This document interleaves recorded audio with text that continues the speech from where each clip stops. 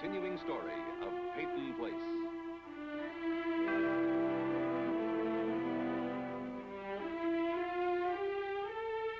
Starring Dorothy Malone as Constance Mackenzie, Ed Nelson as Michael Rossi, Mia Farrow as Allison Mackenzie, Ryan O'Neill as Rodney Harrington, Barbara Parkins as Betty Anderson, Tim O'Connor as Elliot Carson, Christopher Connolly as Norman Harrington.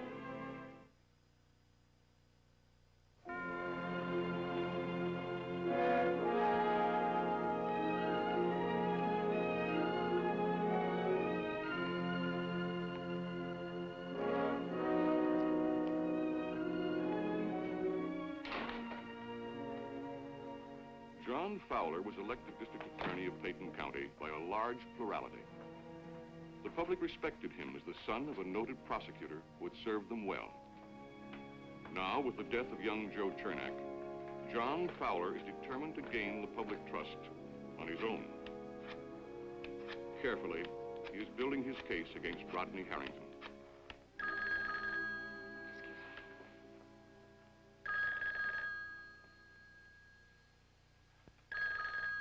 Hello? Miss Chernak, John Fowler. Yes, Mr. Fowler. How are you feeling today? Fine, thank you.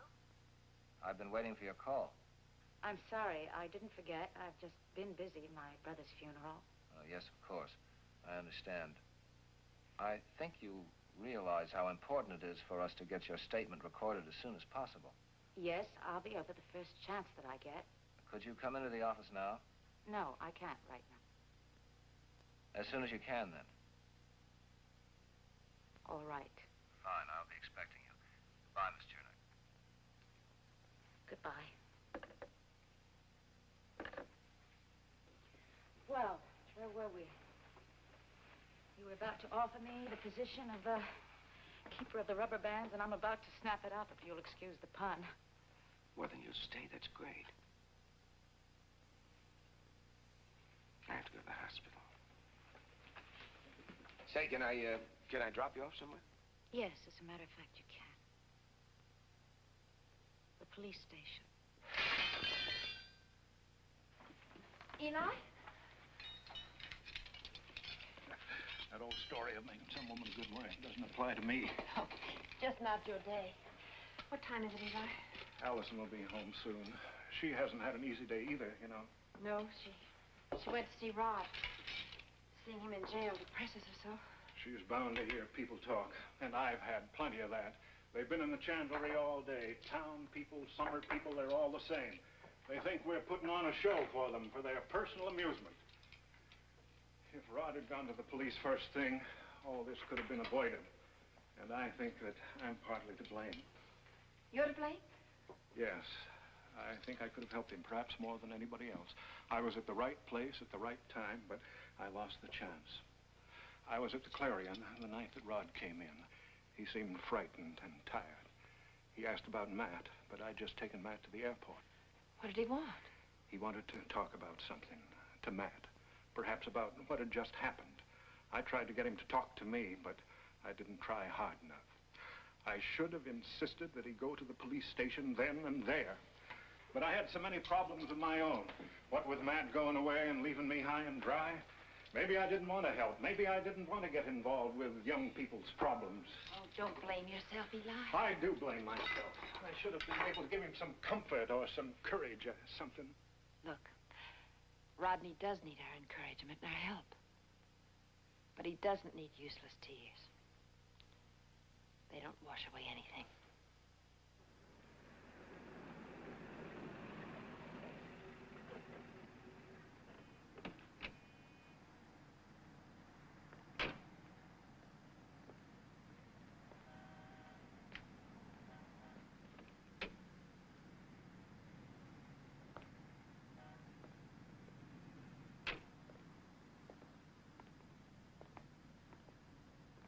Stella, I know this will be an unpleasant ordeal for you, but I think the sooner you do it, the sooner it'll be over with. The police have to ask questions in these things. Well, it's the only efficient way they have of getting to the truth. Stella? I know. Well, I just think it'll go easy on you if you kind of think about it. Well, the way they do. Impersonally and objectively. Nobody's objective anymore. You can be. There's no way to change what's already happened. You see, that's over with. Are you trying to tell me something, Dr. Rossi? Stella, when Sergeant Goddard questioned you that night, you implied that Rodney Harrington knew something about Joe's death. Now, I know you were emotional and wound up about it and trying to grab at something to blame it on. Still, right now, a boy's life may depend on your ability to be unemotional and very honest. I know you will be.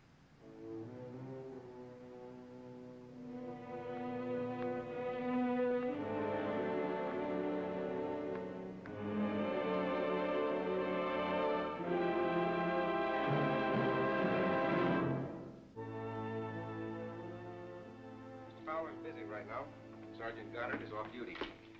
Well, do you know anything new about the Harrington case? All I know is what I read in the paper, Mr. Carson.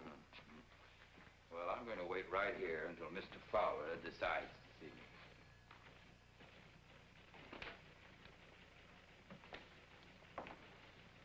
Well, hello, Miss Chernak. He's expecting you, Miss Chernak. Right in here.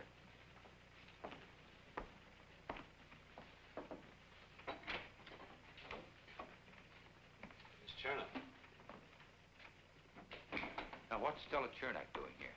All right. Thank you for coming. You requested that I come. Well, this is a voluntary statement, no? Not as far as I'm concerned.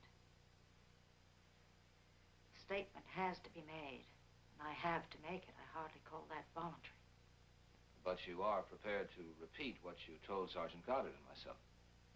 What do you think?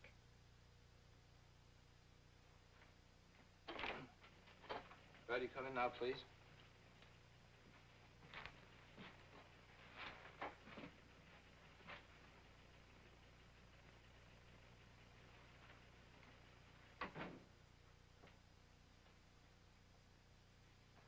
Now, Miss Chernak, in your own words and at your own speed, would you please tell us exactly what happened on the day Rodney Harrington came to your home?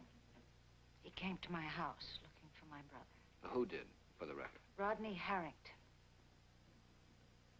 came to my home. House, looking for my brother. I said, I don't know where Joey is. He said, where is he? I said, I didn't know. He said, well, you give him a message for me. You tell him that I'm going to take care of him. I said, are you threatening my brother? He said, that's exactly what I'm doing. I'm going to finish him off. I'm going to kill him. And he did. Did he say why he was going to kill your brother? Something about a fight that Norman Harrington had with Joey. What about? The oldest prize in the world. A girl. You know who? Rita Jacks. Joey used to go with her. Now she goes with Norman Harrington. I guess Joey was making waves. And Big Brother Rodney was going to see that he drowned in them. Why Rodney? Ask him. Did you try to stop him? I couldn't. Dr. Rossi came in and he left. Did you tell Dr. Rossi or anyone else what Rodney had said? You're out of touch, Mr. Fowler. The Harringtons are the pillars of the community. The Chernocks are only the rotten foundation. And did you try to warn your brother? He wouldn't listen to me. He didn't see the look in that boy's eyes. Another question, Miss Chernak. Exactly how would you describe Rodney Harrington at that time? Boiling. Boiling hot. Why didn't you go to the police? To protect Joe Chernak from Rodney Harrington. I see. You never thought it would go as far as it did. Well, thank you for your cooperation, Miss Chernak. We'll have this typed up. Sign it, Fred.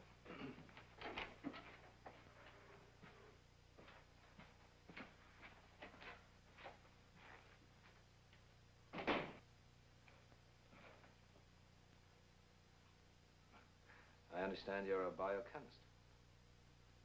That's right. Must be fascinating work. Has its moments.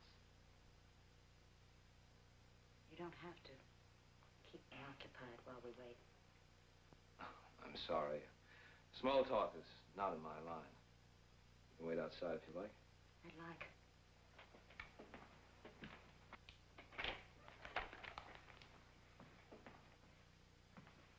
Do you remember me, Miss Chernak? Yes.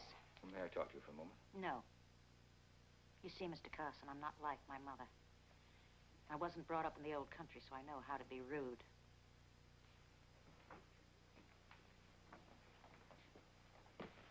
How is she, your mother? Bothered, and you can quote me. Mr. Carson, you wanted to see me? Yes, if you're not too busy. I'm never too busy for the Clarion. Thanks, Miss Chernak. I'm sorry I troubled you. So am I.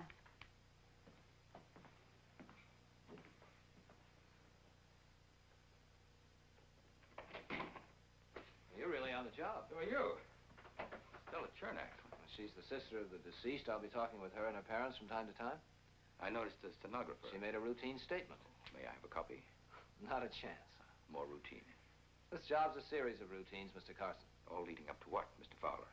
Or is it still too early to tell? Why don't you put someone else on this?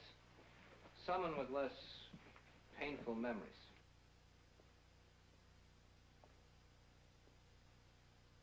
Less painful for whom? For everyone connected with this case. So that's why you've been avoiding me. When I have something to say to the press, I'll say it to you. I don't need to see you all the time to be reminded of my father's mistake. I think you do. If only to keep it from happening again.